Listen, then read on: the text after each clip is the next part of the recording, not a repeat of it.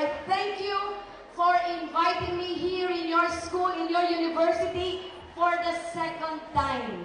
Thank you, thank you, thank you very much. Please, Mr. Mark, thank you very much for that introduction. Thank you, thank you. Please allow me, of course, to say thank you to your president, none other than, as you have said, the approachable president. Palakpakan natin, Mr. Peter P. Laurel. I'm really very happy and honored to be here today. Kasama ko po ang mga estudyante ng Lyceum. Palakpakan nyo naman ang inyong mga sarili. Alam ko po na ang lahat ngayon ay nasasabik na para makita na po natin lahat ang pagsisimula ng iba't ibang palaro na gagawin po natin sa ating pistakasan, pista ng palakasan. Ngunit meron lamang po akong maikling mensahe para po sa inyong lahat.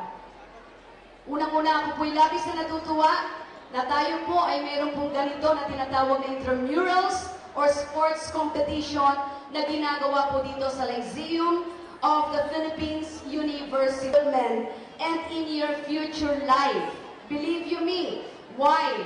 Because through sports, you learn the values of discipline, self-control, hard work, fair play, teamwork, dedication, and sacrifice. It builds your confidence and definitely strengthens your character. And these are the things that I am sure will create a positive and productive impact in your future life. Kaya marami po sa ating mga kabataan ngayon ang nagiging matagumpay po sa kanilang buhay o sa kanilang hanap buhay dahil din po sa mga natututunan nila sa sports. They succeed and get rewarded in their profession and in their chosen fields of work because of the values and lessons they acquired and learned in sports. Sa ating pong lahat ngayon, ang magiging magic word ay teamwork. But I guess the most important thing is, enjoy it. If I may share this with you, no man is an island. Maybe it's a cliche, but it's very true. No man is an island. Kahit pong isa sa inyo ay pinakamagaling, pag hindi tinulungan ng kanyang mga kapwa, players, wala ring mangyayari at hindi rin magiging matagumpay. So the magic word is teamwork.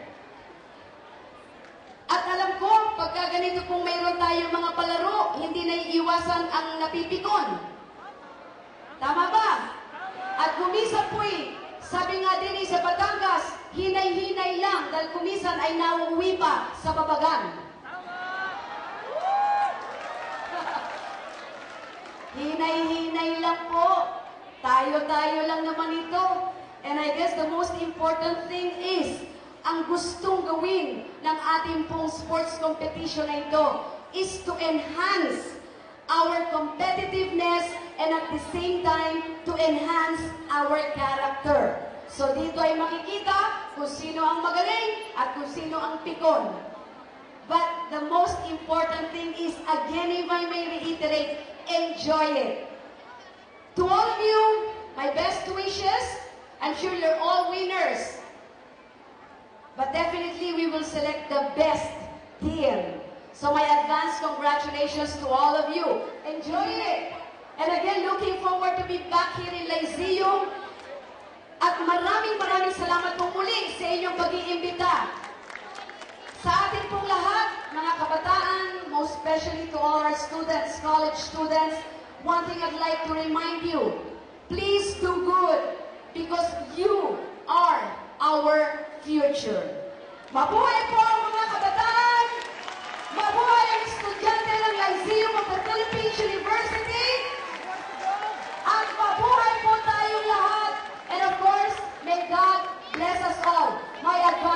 congratulations to each and everyone. Magandang umaga po.